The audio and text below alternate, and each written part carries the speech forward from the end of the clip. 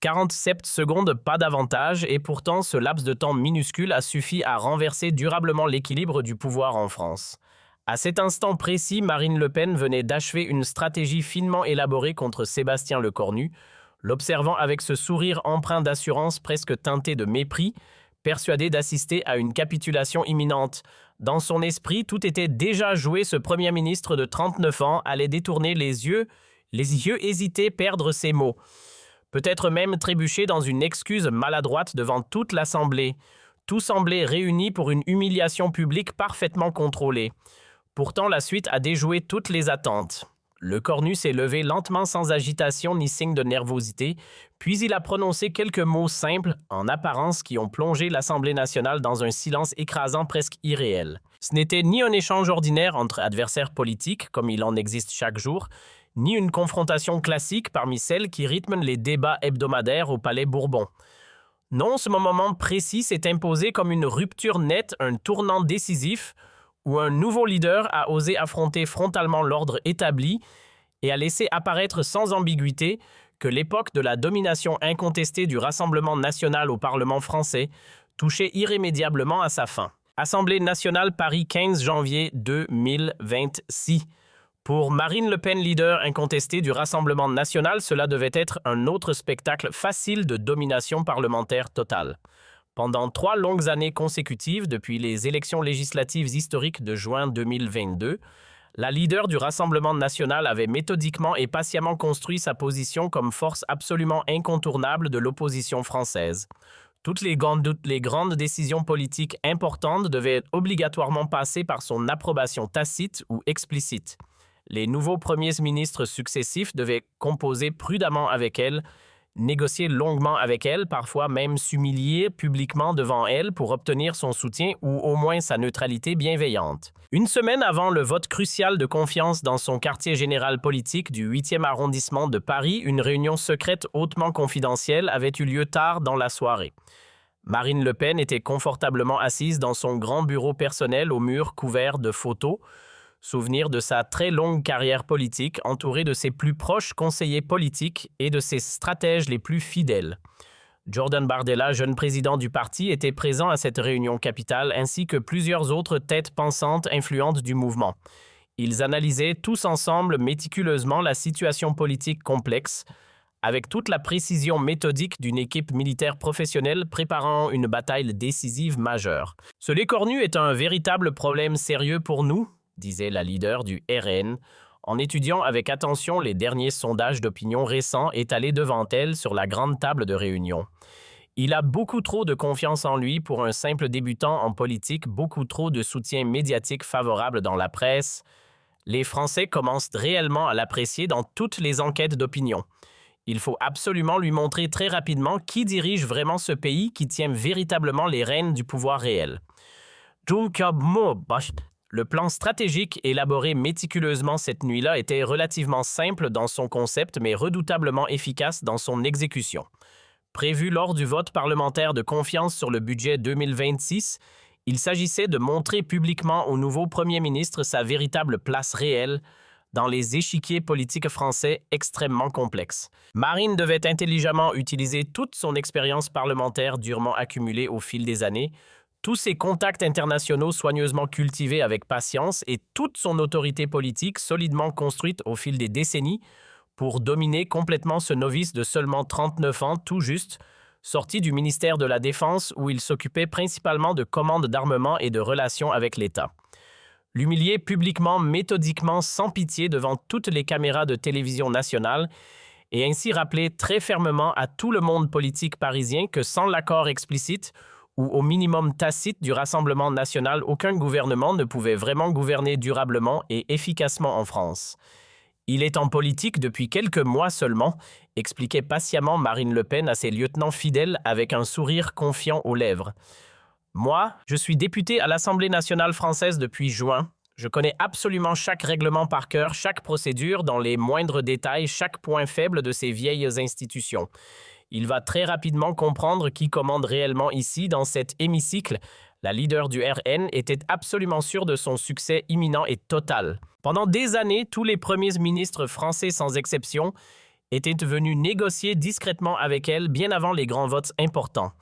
Il cherchait systématiquement sa bénédiction politique, reconnaissait implicitement sa puissance parlementaire considérable. Édouard Philippe avait dû composer très prudemment avec elle sur plusieurs dossiers sensibles. Jean Castex avait activement cherché des compromis tactiques acceptables. Elisabeth Borne avait courageusement tenté de l'ignorer complètement et avait échoué lamentablement. Très rapidement, Gabriel Attal avait finalement fini par céder sur plusieurs dossiers politiques importants. Tous, absolument tous, sans exception, avaient joué selon les règles non écrites, mais parfaitement bien établies par le Rassemblement national au fil des longues années.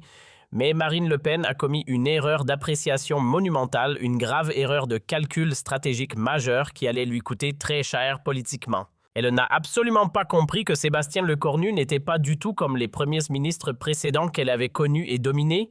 Le nouveau chef du gouvernement français avait passé tous les derniers mois depuis sa nomination surprise en septembre à observer très minutieusement la stratégie parlementaire complexe du RN, avec une inquiétude croissante, mais aussi avec l'œil analytique extrêmement aiguisé d'un stratège militaire chevronné, formé aux tactiques les plus sophistiquées. Il voyait avec une clarté presque troublante comment Marine Le Pen tentait systématiquement de dicter unilatéralement les conditions aux autres groupes parlementaires, comment elle utilisait très habilement son expérience et son poids politique pour étouffer méthodiquement toutes les initiatives des autres leaders, comment elle traitait arrogamment l'Assemblée nationale comme son propre domaine réservé exclusif, son terrain de jeu personnel où elle imposait autoritairement ses propres règles.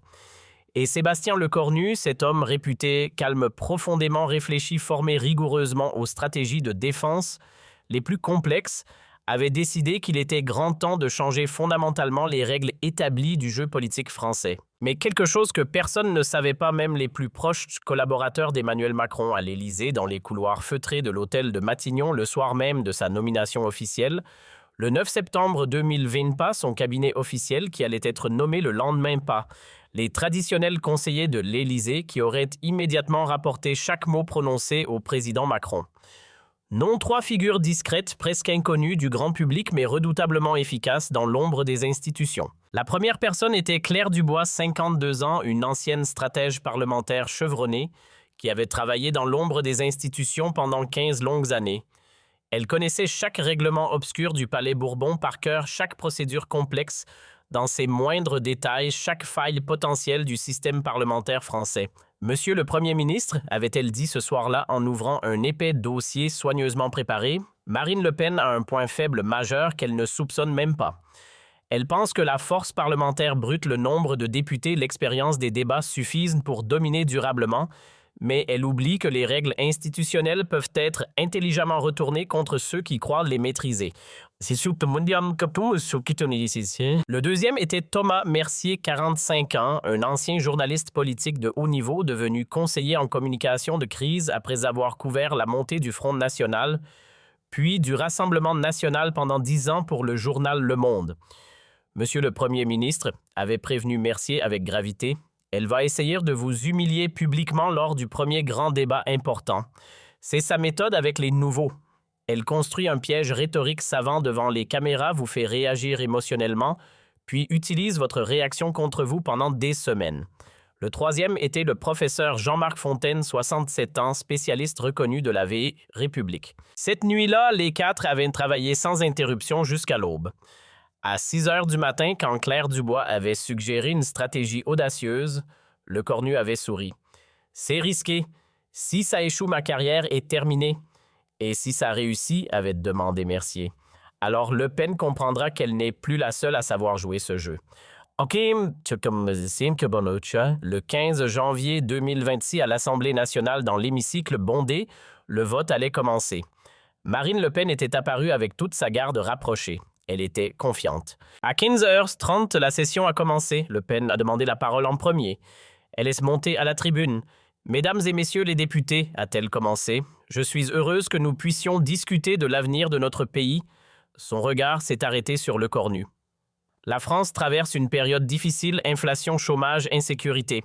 Et voilà que Macron nous envoie un nouveau Premier ministre, jeune inexpérimenté sorti de la défense. Le message était clair. Lecornu n'était pas légitime. Monsieur Lecornu a passé deux ans à acheter des avions. Mais gouverner la France, ce n'est pas commander des rafales, c'est comprendre les souffrances du peuple. Marine a continué construisant son piège. Ce budget que vous présentez, c'est un budget de technocrate fait à Bercy par des énarques qui n'ont jamais mis les pieds dans une usine qui ferme dans un hôpital qui manque de personnel. Les députés RN applaudissaient à chaque phrase. Et vous savez ce qui manque dans ce budget, la France, les Français, mes priorités nationales, puis elle est passée aux attaques personnelles. Monsieur le Premier ministre, vous êtes un homme loyal envers Macron, mais la loyauté envers un homme ne doit pas se transformer en trahison envers un pays. La salle a retenu son souffle. Vous étiez un bon ministre de la Défense, mais être Premier ministre, c'est autre chose. C'est défendre l'intérêt national contre les dictats de Bruxelles. Puis c'est venu le piège proprement dit. Marine Le Pen a sorti une feuille de papier. Monsieur le Premier ministre, j'ai ici une liste de questions simples, des questions que n'importe quel Français pourrait vous poser. Si vous ne pouvez pas y répondre, alors vous n'êtes pas qualifié pour gouverner ce pays. La salle était devenue silencieuse. Même les députés de la majorité semblaient inquiets. Première question très simple. Marine lisait lentement, savourant chaque mot. Combien coûte exactement une baguette de pain en France aujourd'hui? Le cornu ne répondit pas immédiatement. Il restait parfaitement immobile, le visage neutre. Il savait parfaitement que c'était un piège soigneusement conçu. Deuxième question élémentaire, quel est le salaire mensuel moyen d'une infirmière dans un hôpital public français? Le Pen souriait maintenant ouvertement. Elle sentait intuitivement que la victoire approchait rapidement. Troisième question importante, combien exactement de migrants clandestins sont entrés illégalement en France l'année dernière? Les questions continuaient impitoyablement méthodiquement, chacune étant précisément conçue pour démontrer publiquement que Le Cornu était complètement déconnecté de la réalité française quotidienne. Quatrième question, combien de nos agriculteurs ont fait faillite à cause des normes européennes en 2025? Cinquième question, quel est le taux de chômage réel dans les quartiers sensibles? Marine terminait chaque question en regardant Le Cornu avec un mélange de défi et de mépris. Vous voyez parfaitement, mesdames et messieurs les députés, elle s'adressait maintenant à toute l'Assemblée avec une gestuelle théâtrale. Notre nouveau Premier ministre ne peut manifestement pas répondre à ces questions absolument basiques parce qu'il ne connaît tout simplement pas la France réelle, celle qui souffre quotidiennement. Il connaît parfaitement les bureaux confortables de Matignon, les salons luxueux de l'Élysée, les cocktails mondains de l'OTAN à Bruxelles. Mais la France qui souffre, la France qui travaille, la France qui résiste, il ne la connaît absolument pas. Le piège était maintenant parfaitement complet. Si Le Cornu répondait aux questions, ses réponses seraient vérifiées et critiquées. S'il ne répondait pas, il confirmerait qu'il était déconnecté. C'était un piège parfait sans issue apparente. Alors voici très précisément ma proposition constructive. Le Pen jouait maintenant sa carte finale avec une confiance absolue. Je propose officiellement que ce vote de confiance soit raisonnablement reporté de quelques semaines, que M. Le Cornu prenne le temps nécessaire pour apprendre à vraiment connaître la France, qu'il aille dans nos usines, nos fermes, nos hôpitaux, et quand il sera prêt, quand il connaîtra enfin notre pays, alors nous pourrons voter. C'était une humiliation publique monumentale. Le Pen suggérait essentiellement que le Premier ministre devait retourner à l'école. Et si M. Le Cornu refuse cette proposition pourtant raisonnable, elle avait élevé la voix. Alors nous voterons contre son budget et nous expliquerons aux Français pourquoi nous avons refusé de soutenir un gouvernement dirigé par quelqu'un qui ne les comprend pas. Pen est retourné à sa place avec un large sourire de satisfaction. Tout s'était déroulé exactement comme prévu. Elle attendait la réaction standard, des excuses embarrassées, des promesses de dialogue. Mais cette fois, c'était radicalement différent. Sébastien Le Cornu s'est levé très lentement, presque au ralenti. Il n'avait pas l'air nerveux ou perturbé. Il ressemblait à un homme qui attendait ce moment précis depuis très longtemps. « Madame Le Pen », a-t-il commencé d'une voix parfaitement calme mais étonnamment ferme, « merci pour cette présentation intéressante. » Dans son ton, il y avait quelque chose qui fit que Le Pen s'est instinctivement tendu. Le Cornu s'est approché du micro et a regardé Marine droit dans les yeux. « Madame Le Pen, merci de me rappeler votre longue carrière politique. En effet, vous êtes à l'Assemblée depuis 7 ans d'expérience parlementaire. Mais permettez-moi de vous rappeler quelques faits objectifs. En 7 ans, combien de lois avez-vous fait voter? Je vais vous le dire, 3. 3 petites lois mineures. 7 ans, 3 lois. Le chiffre était brutal. Combien de vos amendements ont été adoptés? 267 amendements déposés, 8 ont été adoptés, soit 3%. Marine essayait de l'interrompre. Vous parlez d'expérience. L'expérience se mesure en résultats et vos résultats sont décevants. Plusieurs députés s'agitaient. Vous avez été élu député du Pas-de-Calais. Combien de fois y êtes-vous allé l'année dernière? 12 fois, une fois par mois. Félicitations. Le sarcasme était mordant. Vous me demandez le prix d'une baguette. Permettez-moi de vous poser une question. Quand avez-vous acheté une baguette pour la dernière fois? Quand êtes-vous allé dans une boulangerie sans caméra? Le Pen était pâle. Vous me parlez de déconnexion. Vous vivez dans 200 mètres carrés dans le 16e. Vous voyagez en première classe. Vous mangez dans les meilleurs restaurants et vous me parlez de déconnexion. Chaque phrase était un coup. Regardons votre agenda de 2025. Combien de départements avez-vous visité? 23 sur 100, moi 67 départements en 2 ans. La comparaison était dévastatrice. Vous parlez des agriculteurs. Combien de temps avez-vous passé dans une exploitation en 2025? 0 jours. Moi, 12 jours dans différentes fermes. Vous mentionnez les infirmières. Savez-vous que votre parti a voté contre la revalorisation des salaires? Les députés RN avaient arrêté d'applaudir. Et maintenant, parlons de votre proposition. Vous suggérez que je prenne quelques semaines pour apprendre. Voici ma réponse: non. Le mot résonnait avec puissance. Non, parce que pendant que vous jouez vos petits jeux, il y a des Français qui attendent des solutions, des hôpitaux qui manquent de personnel, des écoles qui ont besoin de rénovation. Non, parce que je ne suis pas là pour le spectacle, je suis là pour gouverner. Le contraste était frappant.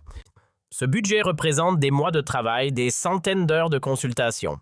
Et vous savez ce qu'il contient? Des augmentations pour les infirmières, des aides pour les agriculteurs, des investissements dans la sécurité. Chaque élément contredisait Le Pen. Mais vous n'en avez pas parlé parce que reconnaître que ce gouvernement fait des choses positives ne correspond pas à votre narrative. Alors vous mentez. Les accusations étaient graves. Alors voici ce qui va se passer. Ce vote aura lieu pas dans 3 semaines, aujourd'hui, maintenant. La détermination était palpable. Vous allez voter. Si vous pensez que ce budget est mauvais, votez contre. Assumez votre position. Le défi était lancé. Mais si vous votez contre juste pour créer le chaos, alors les Français sauront qui vous êtes. Ils sauront que vous n'êtes pas une opposante constructive, vous êtes une opposante systématique. Vous détruisez, vous ne construisez jamais. Vous savez quelle est la différence entre vous et moi? Vous utilisez les souffrances des Français pour gagner des voix. Moi, je veux résoudre ces souffrances parce que je les ai vécues. La distinction était claire et dévastatrice. Je suis né à Rouen. Mon père était ouvrier dans une usine automobile. Ma mère infirmière dans un hôpital public. J'ai grandi dans 60 mètres carrés. J'ai fait mes études grâce à des bourses de la République. Son histoire personnelle était authentique et touchante. Je ne suis pas né dans une famille politique. Je n'ai pas hérité mon siège de député. Je n'ai pas grandi dans les salons dorés du 16e arrondissement. J'ai construit ma carrière par le travail acharné, pas par le nom de famille. Le contraste avec le clan Le Pen était brutal. Puis est devenue la phrase historique, la phrase qui allait fondamentalement tout changer. Le cornu s'est arrêté, complètement a pris une profonde inspiration à regarder Marine Le Pen absolument droit dans les yeux sans ciller une seule fois, et à prononcer lentement les mots qui ont littéralement paralysé toute l'Assemblée nationale. Madame Le Pen, vous avez passé 30 longues années à promettre solennellement de sauver la France. Mais la seule chose que vous avez effectivement sauvée, c'est uniquement votre propre carrière politique personnelle construite sur le dos de la peur et du mensonge. Le silence qui a suivi ces mots était absolu assourdissant. On aurait pu entendre une épingle tomber. Marine Le Pen était assise comme une statue de marbre. Son visage était un masque figé, mais dans ses yeux, on voyait clairement le choc profond et la défaite cuisante. Les députés RN étaient tous figés, ne sachant comment réagir. Mais le cornu continuait impitoyablement. Quand allez-vous enfin décider d'être véritablement utile à la France plutôt que de l'utiliser si cyniquement pour vos ambitions personnelles? La question terrible est restée suspendue dans l'air comme une sentence de tribunal. Marine Le Pen était totalement sans voix pour la première fois de sa longue carrière. Elle ne savait pas quoi répondre. Le président de l'Assemblée a essayé de reprendre le contrôle. Monsieur le Premier ministre, j'ai terminé. Je demande le vote immédiat. C'était un coup de maître tactique. Le règlement le permet. Article 49, alinéa 3 de la Constitution. Je l'invoque formellement. Claire Dubois dans les tribunes souriait largement. C'était exactement la stratégie préparée. Le vote a duré 3 minutes interminables. Quand les résultats sont apparus sur l'écran pour 289 contre 220. Mais le plus significatif, 50 députés RN s'étaient publiquement abstenus. 50 députés qui, pour la première fois dans l'histoire du parti, n'avaient pas suivi aveuglément leur leader. Marine Le Pen fixait l'écran avec incrédulité. Ce n'était pas seulement une défaite politique, c'était une humiliation personnelle profonde et la première fissure visible dans son contrôle absolu sur le parti. Lecornu s'est levé calmement à remercier l'Assemblée d'un signe de tête et est parti. Pas de triomphalisme, juste un homme qui venait de faire son travail. Dans les couloirs, les journalistes se sont précipités. Comment expliquez-vous cette victoire historique? Ce n'est pas une victoire personnelle, c'est un vote de confiance. Maintenant, le vrai travail commence. Et dans les heures suivantes, les réactions ont littéralement afflué de partout. Sur tous les réseaux sociaux, Lecornu contre Le Pen était immédiatement devenu tendance numéro 1. Les vidéos de la confrontation ont été vues des millions de fois en quelques heures. Au sein du RN, c'était de la panique totale. Marine Le Pen était enfermée dans son bureau, refusant de parler. Elle pensait obsessionnellement à ses 50 députés qui s'étaient abstenus, 50 signes inquiétants que son autorité absolue vacillait dangereusement. Le lendemain matin, toutes les unes de journaux étaient unanimes et spectaculaires. Le Figaro titrait « Lecornu humilie Le Pen à l'Assemblée ». Libération proclamée. Le Premier ministre démonte méthodiquement la rhétorique RN. Le Monde analysait une nouvelle méthode efficace face aux populistes. Dans les semaines suivantes, les effets sont devenus parfaitement clairs. La popularité de Marine Le Pen a dramatiquement chuté de 6 points dans tous les sondages. Sa crédibilité comme leader incontestable a été profondément ébranlée. Lecornu avait gagné une autorité considérable. Ses ministres le regardaient différemment maintenant. Ses adversaires le respectaient beaucoup plus. Mais l'effet le plus important était durable. Pendant des années, les partis traditionnels avaient eu peur de confronter directement le RN. Lecornu avait brillamment montré qu'on pouvait affronter efficacement le populisme avec des faits vérifiables et de la fermeté. D'autres politiques ont rapidement commencé à imiter cette méthode. La fameuse méthode Lecornu devenait progressivement une véritable stratégie politique reconnue. En avril 2026, Marine Le Pen a désespérément tenté une contre-offensive majeure. Grand meeting à Lyon devant 8000 militants, ce Premier ministre pense pouvoir nous humilier. La foule scandait « démission ». Mais Lecornu a fait quelque chose d'inattendu et dévastateur, il n'a tout simplement pas répondu. Marine Le Pen peut dire absolument ce qu'elle veut. « Moi, je travaille pour les Français. Je n'ai pas de temps pour des polémiques stériles. » Être complètement ignoré était psychologiquement pire qu'être combattu. Le Pen multipliait désespérément les attaques médiatiques et à chaque fois invariablement « je travaille », elle apparaissait de plus en plus obsédée, incapable de passer à autre chose. En juin 2026, un sondage révélateur, 62% des Français approuvaient massivement la méthode Lecornu et surtout 34% des électeurs RN eux-mêmes estimaient que leur parti devrait être beaucoup plus constructif. C'était un véritable séisme politique. En septembre 2026, un tournant inattendu Lecornu a été victime d'une tentative d'agression physique lors d'un déplacement. L'agresseur, un militant d'extrême droite proche du RN. L'affaire aurait pu politiquement détruire Marine Le Pen définitivement.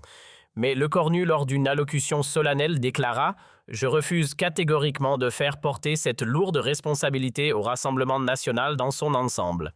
La violence politique est totalement inacceptable, mais accuser injustement tout un parti pour l'acte criminel d'un individu isolé serait tout aussi grave moralement. »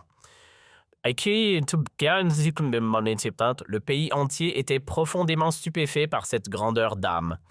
Marine Le Pen a été forcée de reconnaître publiquement « Je remercie sincèrement le Premier ministre pour sa justice et son équité. » C'était la première fois qu'elle parlait de lui sans aucune agressivité. En octobre 2026, l'absolument impensable s'est produit. Marine Le Pen a voté pour un amendement proposé par le gouvernement Lecornu. Symboliquement, c'était absolument énorme. Elle avait finalement compris que sa stratégie d'opposition systématique ne fonctionnait définitivement plus. En novembre 2026, lors de la cérémonie solennelle du 11 novembre à l'Arc de Triomphe, ils se sont serrés la main devant toutes les caméras.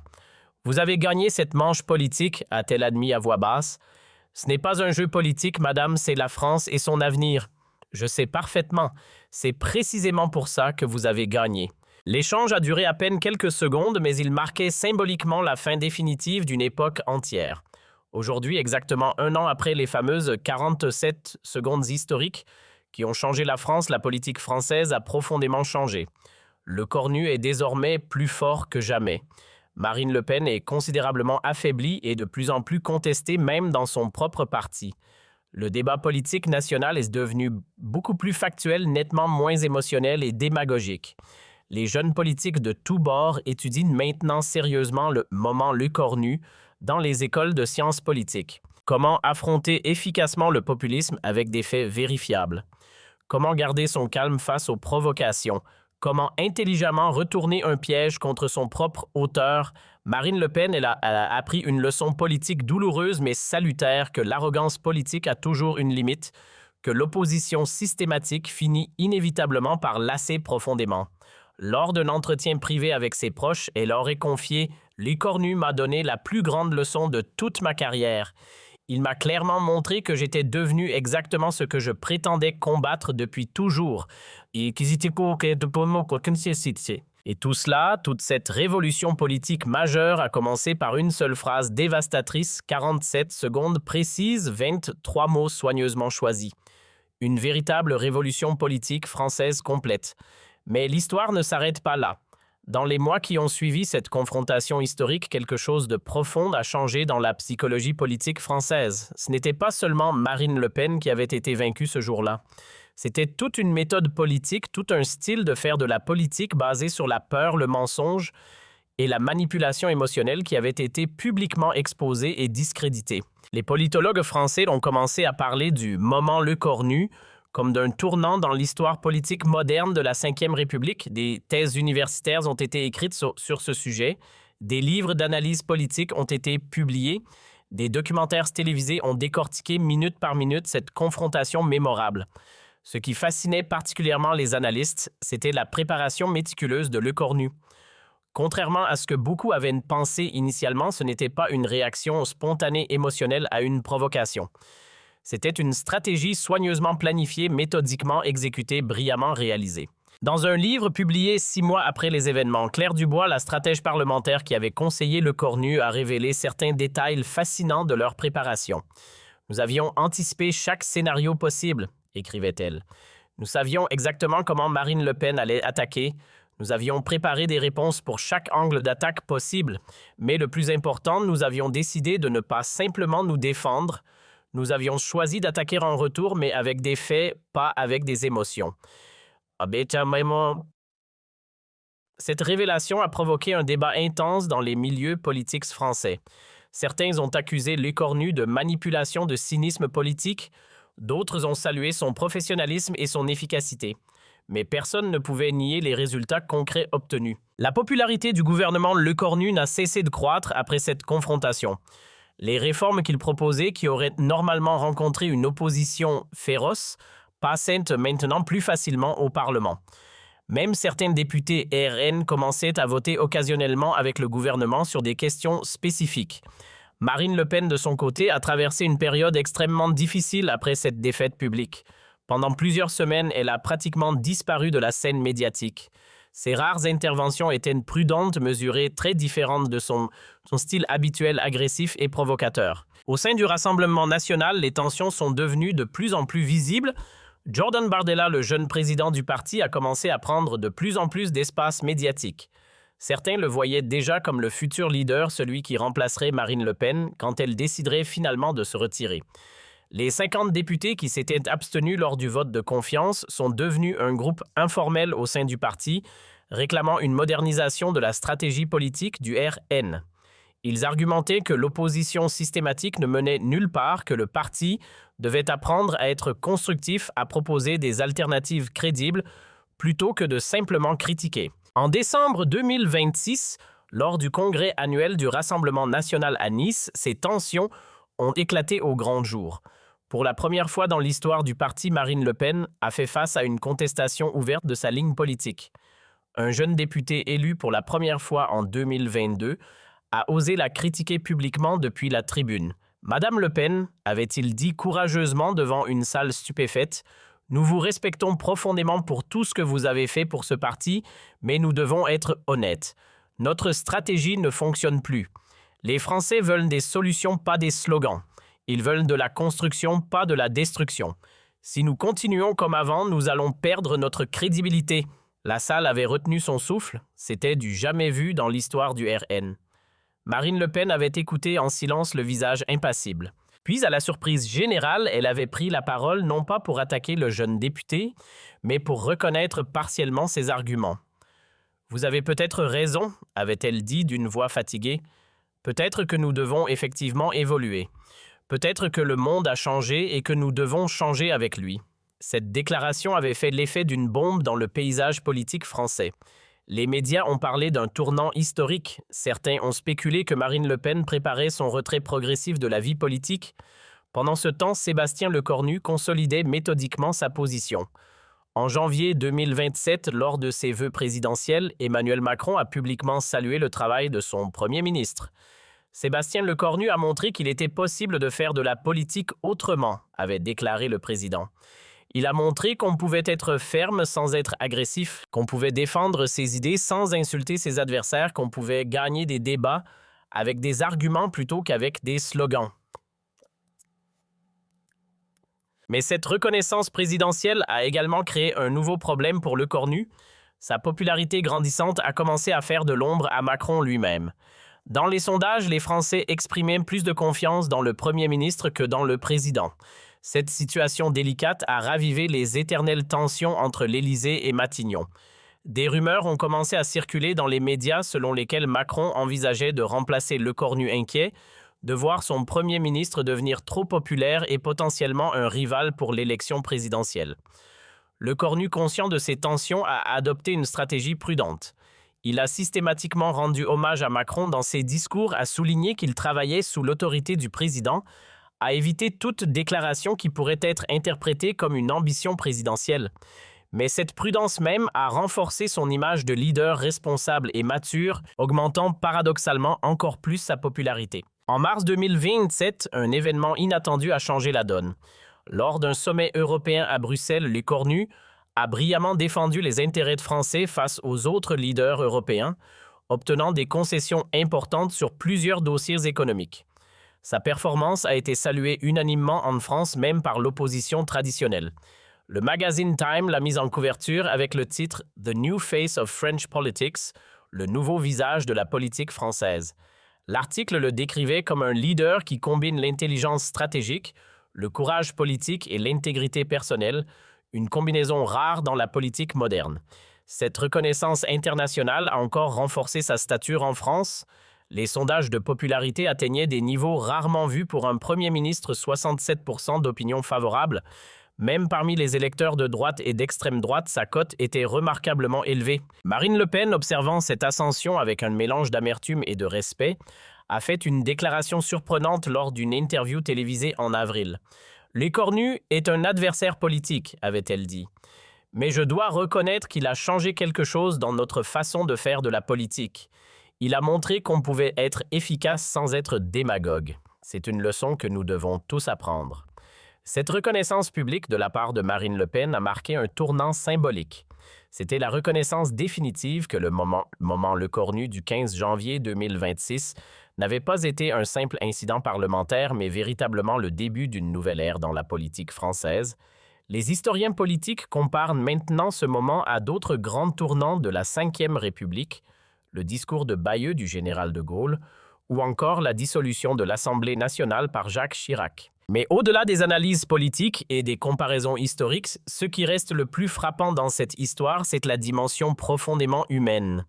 Un homme de 39 ans, issu d'un milieu modeste, qui refuse de se laisser intimider par une figure politique établie depuis des décennies. Un homme qui décide de dire la vérité calmement mais fermement, même si cela pourrait détruire sa carrière. Un homme qui choisit les faits plutôt que les émotions, l'argumentation, plutôt que la démagogie, le respect plutôt que l'insulte. Et c'est peut-être cela finalement la vraie leçon du moment Le Cornu. Pas une leçon de tactique politique ou de communication, mais une leçon sur le courage, l'intégrité et la puissance de la vérité dans le débat public. Aujourd'hui, quand les jeunes Français étudient la politique dans les lycées et les universités, quand ils réfléchissent à ce qu'ils veulent pour leur pays, beaucoup citent cet exemple. Pas parce qu'ils sont nécessairement d'accord avec toutes les politiques de Le Cornu, mais parce qu'ils admirent sa méthode, son style, son refus de céder à la facilité de la démagogie. C'est cela peut-être l'héritage le plus durable de ces 47 secondes qui ont changé la France. Pas une victoire politique temporaire, mais un changement profond dans la culture politique française. Un retour aux valeurs fondamentales du débat républicain, le respect de la vérité, l'argumentation rationnelle. Et tout cela a commencé par un simple choix. Le choix de ne pas avoir peur, le choix de dire la vérité, le choix de croire que les Français méritent mieux que des mensonges et de la manipulation. 47 secondes qui ont prouvé que parfois dans la politique, comme dans la vie, le courage et l'intégrité peuvent triompher sur la peur et le mensonge, et c'est une leçon qui résonnera longtemps dans l'histoire politique française.